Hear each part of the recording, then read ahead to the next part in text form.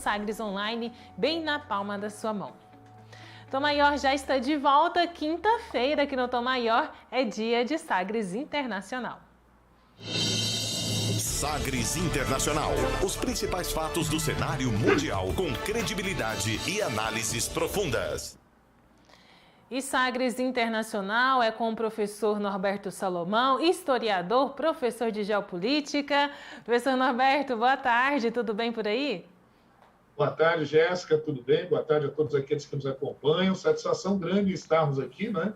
E a cada semana, né? Na verdade a cada dia, mas o nosso encontro é semanal, a cada semana tem alguma coisa pipocando aí pelo mundo e que merece a nossa atenção, viu, Jéssica?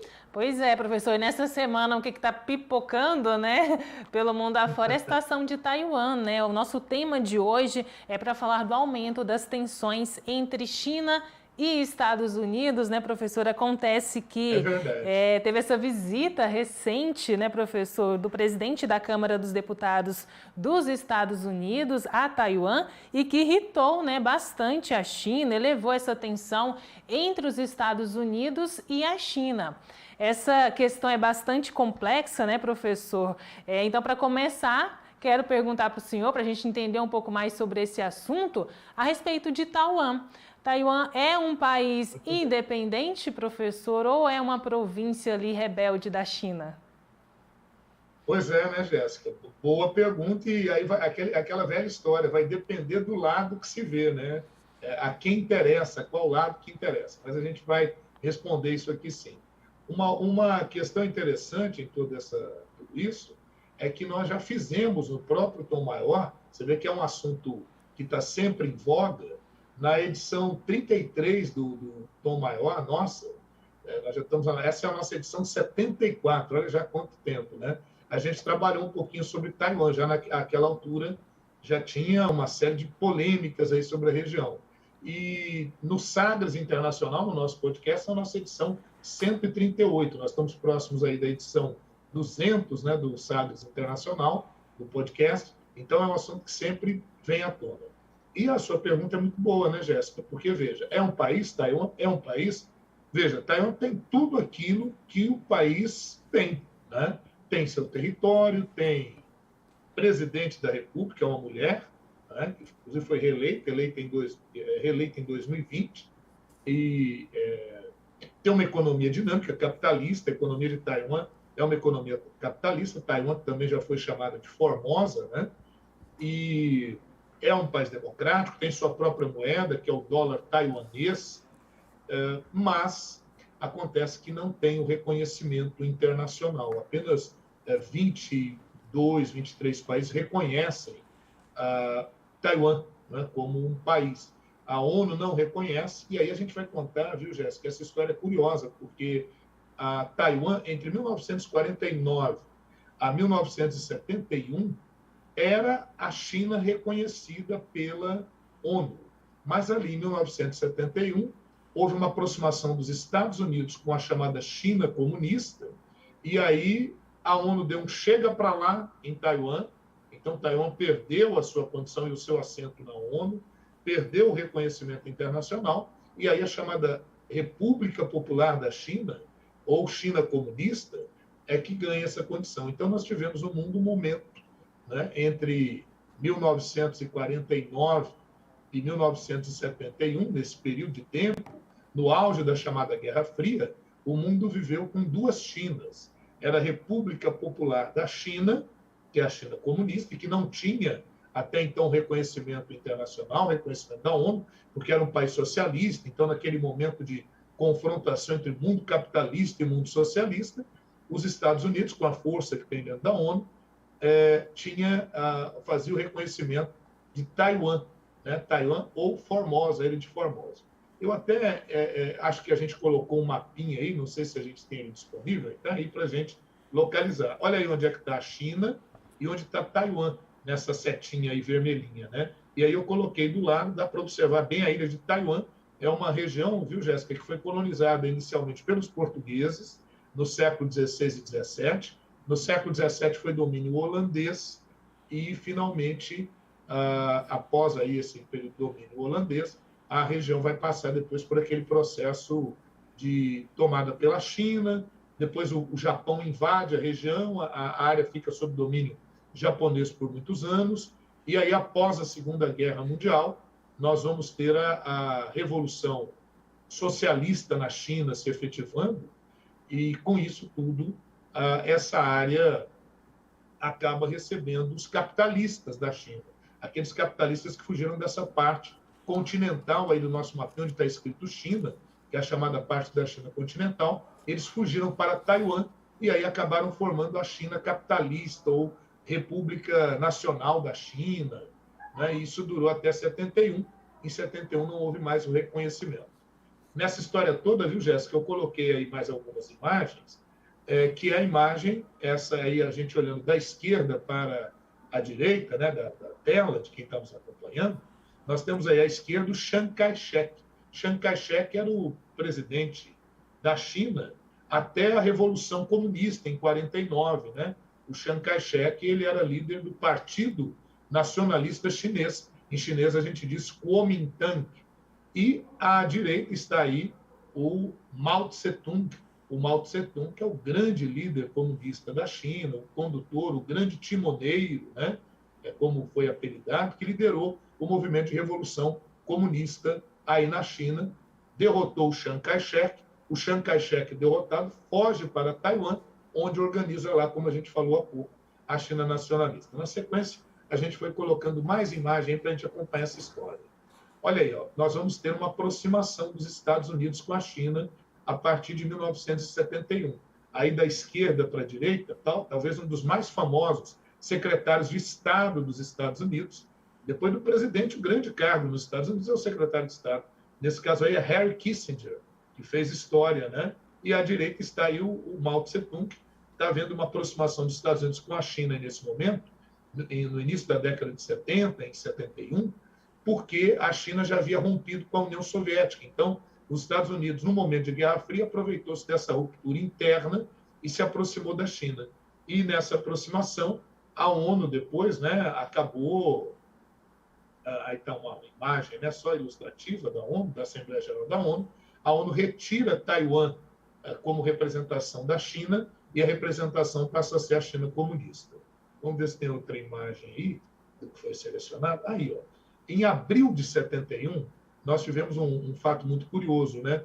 A convite da China, a seleção dos Estados Unidos foi até a China para partidas de ping-pong, partidas ali amistosas. Então, aí fica essa imagem curiosa, e isso acabou ganhando o nome de diplomacia do ping-pong.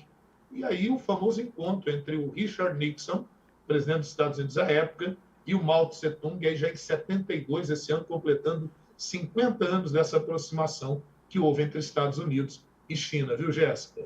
Não sei se fui claro aí na minha evolução histórica. Qualquer coisa vai me perguntando aí. Tá certo, professor. Ao longo do tempo, né, queria que o senhor falasse também, né, desse período histórico, né, desde a visita de Nixon, como que tem sido também essas relações entre os Estados Unidos, entre a China, no que se refere especificamente nessa questão de Taiwan? Aí o que acontece? Aí os Estados Unidos não reconhecem mais Taiwan como um país independente, né? Faz o compromisso assinado em 79 com a China. Aí já era o governo Jimmy Carter. Em 79, os Estados Unidos fazem o compromisso da China única. Então, como China única, Taiwan é considerado como uma província da China. Mas, por outro lado, é uma política contraditória dos Estados Unidos, como normalmente acontece quando há os interesses do bom e velho tio Sam aí, os Estados Unidos continuam a manter relações com Taiwan, relações comerciais, relações culturais. Não há uma embaixada dos Estados Unidos em Taiwan, mas há instituições privadas com interesses ditos culturais que acabam sendo, na prática, um braço diplomático dos Estados Unidos lá em Taiwan. Com os governos que se seguiram, até a época do George Bush, o pai, essa foi sendo a relação estabelecida. Depois, os governos posteriores, até o Barack Obama, a tentativa de não realizar nenhum trauma nas relações entre Estados Unidos e China. Então, a questão de Taiwan ficou assim mal parada, até que vem o governo do Donald Trump. Aí, no governo do Donald Trump, a gente começa a ter mudanças, porque com Donald Trump ele faz um discurso anti-chinês, né, muito claro. A China era um dos inimigos dos Estados Unidos. E aí é uma aproximação com Taiwan, inclusive ele vendendo armas de grosso calibre, caças, né, aviões caça, para Taiwan se militarizar, para que Taiwan pudesse se proteger. Então, eu te digo que de 2016, 2017 para cá, as relações têm se tornado cada vez mais tensas entre Estados Unidos e China, né? E o Joe Biden acabou herdando todo esse contexto. O Joe Biden chegou a chamar o Xi Jinping, que é o presidente da China, candidato agora à reeleição na China, tudo indica que ele será reeleito, de assassino, em função das perseguições aos uigures. Nós já falamos deles aqui em nossa edição, que é uma população islâmica que vive na China, no noroeste da China, e que sofre a opressão chinesa, né?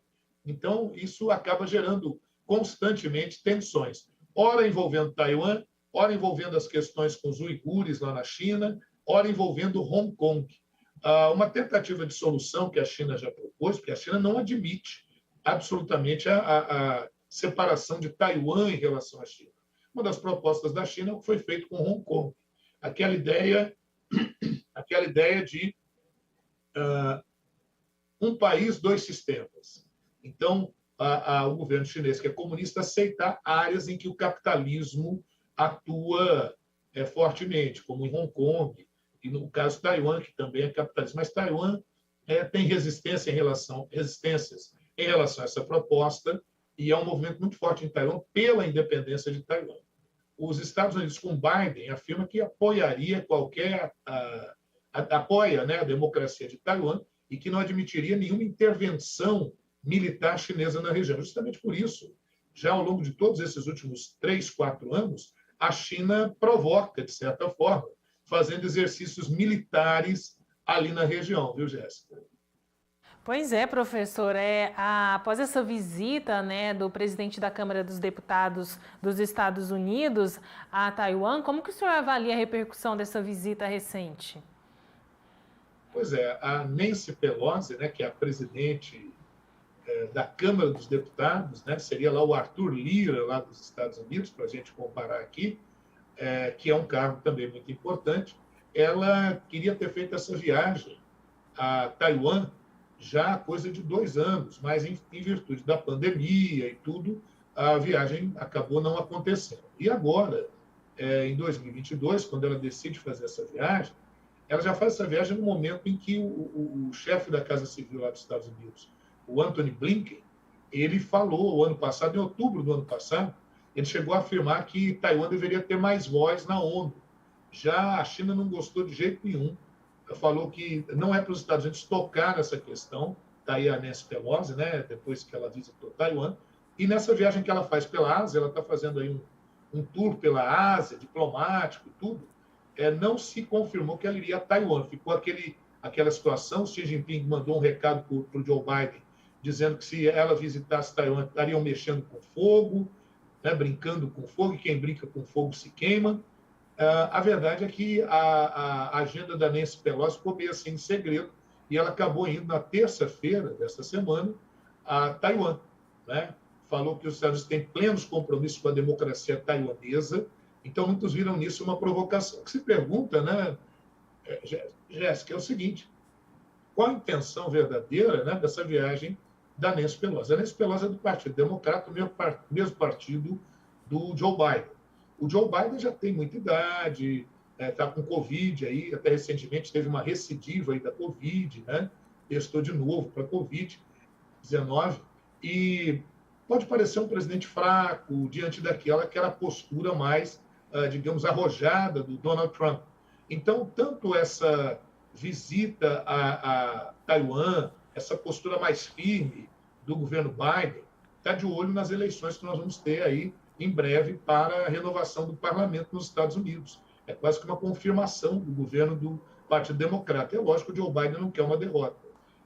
Assim como houve esse evento agora recente, em que os Estados Unidos fez uma operação no Afeganistão e matou o líder da Al-Qaeda, o substituto do Osama Bin Laden, né? O Al-Zawahiri acabou sendo morto. Isso noticiado com grande ênfase. Então, a gente nota, viu, Jéssica, que essa visita e essas provocações todas, que é muito tudo isso é muito perigoso, porque pode gerar um conflito frontal entre Estados Unidos e China. Tudo isso tem muito a ver com questões domésticas, com questões internas, com uma afirmação da figura do Partido Democrata e a figura do próprio Joe Biden. Também na China não é diferente, né? A maneira como a China lida com a questão. Veja que caças chineses seguiram o avião da Nancy Pelosi de longe, e agora, depois que ela foi embora, nessa madrugada, a China realizou exercícios militares com munições verdadeiras em áreas muito próximas a Taipei, ou Taipei, que é a capital lá de Taiwan, né? Então, tudo isso é uma resposta, mas é um jogo também de cena, cada um tentando rugir mais forte para mostrar que tem força. Isso, óbvio, tem uma perspectiva do cenário internacional, mas também tem uma perspectiva interna, de fortalecimento interno desses atores políticos, viu, Jéssica? Inclusive, se eu estiver falando muito rápido, tudo, no domingo a gente publicou, né, eu publiquei um artigo no Sagres, né, no sistema Sagres, na plataforma, falando justamente sobre essa questão, explicando em rápidas palavras essa questão taiwanesa, viu, Jéssica? Tem as imagens, né, de alguns exercícios militares da China ali, ó, para o senhor comentar para a gente. Sim, também. Exatamente. A China tem um potencial bélico extraordinário, né, e é uma potência bélica. Então, o que muitos poderiam perguntar é: esses exercícios já significam que a China vai atacar Taiwan? Bom, parece difícil, viu, Jéssica, que a China queira realizar um ataque real mesmo, né? Olha, e às vezes já como é que as operações estão sendo feitas muito próximas de Taiwan mesmo. A pessoa fica meio assustado com isso lá. Agora, há um negócio que a gente chama de escudo de silício, né? Muitos dizem a grande arma de Taiwan é o seu escudo de silício. O que seria esse escudo de silício, né? Bom, Taiwan tem armas? Tem caças? Tem, inclusive, a maior parte deles fornecida pelos Estados Unidos, comprada, né, dos Estados Unidos. Agora, esse escudo de silício é porque o silício é a matéria-prima básica para a produção de chips, condutores e semicondutores. E Taiwan é um dos grandes produtores desses chips, que são importantes desde aeronaves até o nosso aparelho celular. Então, o que acontece? Uma guerra implicaria em perdas, em prejuízos econômicos para os Estados Unidos, perda econômica para a China, perda econômica para Taiwan. Então, na verdade, parece, né, tudo indica que nenhum desses atores estão interessados em uma verdadeira guerra. Tudo isso tem sido usado muito mais nessa queda de braço geopolítica, de influência sobre a região. Por outro lado, os Estados Unidos têm apoiado a AUKUS, né, que é aquela aliança militar na região Indo-Pacífica, envolvendo o Japão, Austrália, Nova Zelândia, tem parceria com a Índia também, tudo isso para tentar deter o avanço militar que a China busca fazer na região. Agora, houve condenação dessa visita da Nancy Pelosi, presidente da Câmara dos Deputados dos Estados Unidos, por parte da Coreia do Norte, não poderia ser diferente, né? A Coreia do Norte sempre tem um alinhamento aí com a China, e também por parte da Rússia, do Vladimir Putin, que entendem que essa visita da Nancy Pelosi, neste momento, a Taiwan, foi desnecessária e provocativa, viu, Jéssica? Professor, uma questão aqui. Tem a possibilidade, né, desse conflito se tornar um conflito também de escalas maiores, né, envolvendo os Estados Unidos, a China, outras potências do Ocidente, aos moldes do que acontece no conflito da Ucrânia? Sim, aí realmente pode acontecer, né? Talvez até essa visita da Nancy Pelosi, que tem, como a gente já falou, intenções mais políticas, domésticas, tudo, você sabe que realmente está se mexendo com fogo, né? Lógico que pode acontecer. De repente, a China pode arriscar aí uma ocupação de Taiwan. Poderia acontecer. Não é bom, não seria bom, mas poderia acontecer. E se a China ocupa Taiwan, qual seria a reação dos Estados Unidos?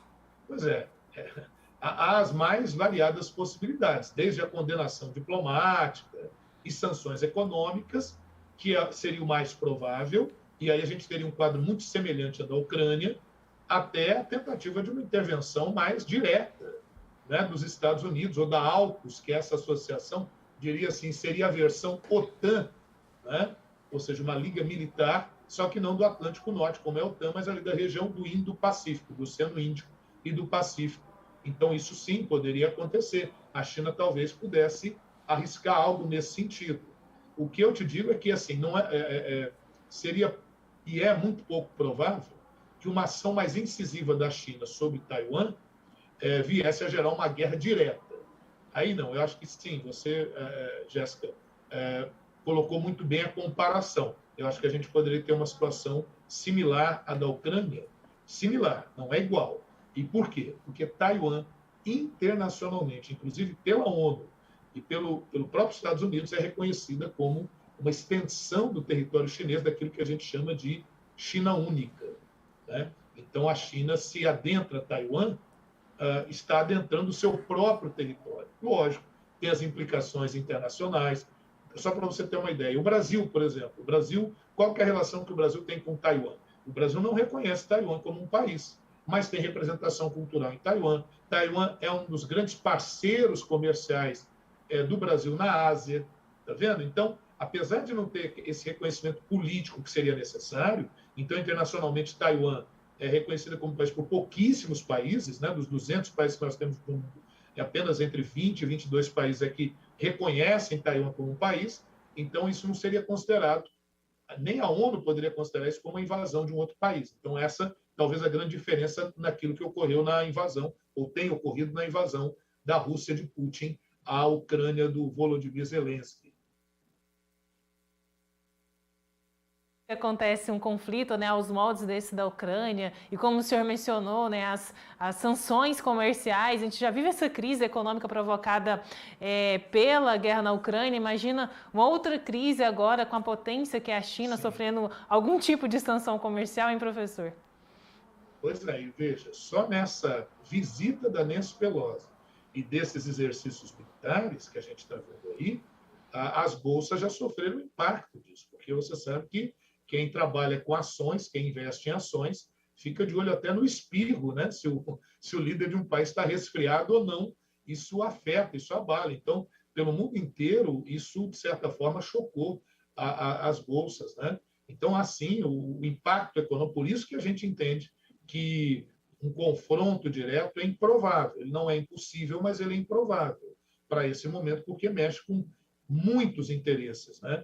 E acaba atendendo às demandas políticas internas, domésticas de cada um dos lados, né? Cada um dos lados se mostra mais arrojado, mais preparado, dando respostas àquele que seria seu, digamos, inimigo, né? É muito curioso, porque o Joe Biden, ele é do Partido Democrata, de oposição ao Partido Republicano, mais ainda opositor à postura do próprio Donald Trump, mas não pode abandonar algumas daquelas que eram as práticas, ou pelo menos discursos do Trump, lógico, que revestido, né, com uma demão de verniz à lá Partido Democrata, mas mostrando que os Estados Unidos, usando uma velha linguagem, tem garrafa para vender, né? Quer dizer, está disposto a tudo para defender a democracia pelo mundo, mostrar para o cidadão estadunidense que não está com um governo frouxo, né? Em palavras bem claras, é isso. Tá certo, professor. Muito obrigada pela conversa aqui no Tom Maior, no nosso Sagres Internacional. Até semana que vem.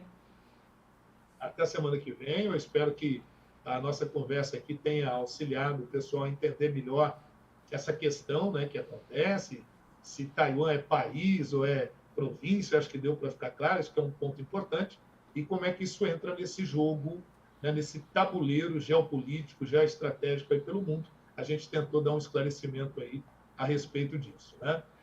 Agradeço a nossa audiência de sempre, peço que nos acompanhe lá no nosso podcast, o Sagres Internacional. Meus agradecimentos a todos os colaboradores do Sistema Sagres de Comunicação, sem os quais não é possível levar conhecimento de qualidade, que a gente entende que faz isso por aqui. Um grande abraço e até o nosso próximo encontro.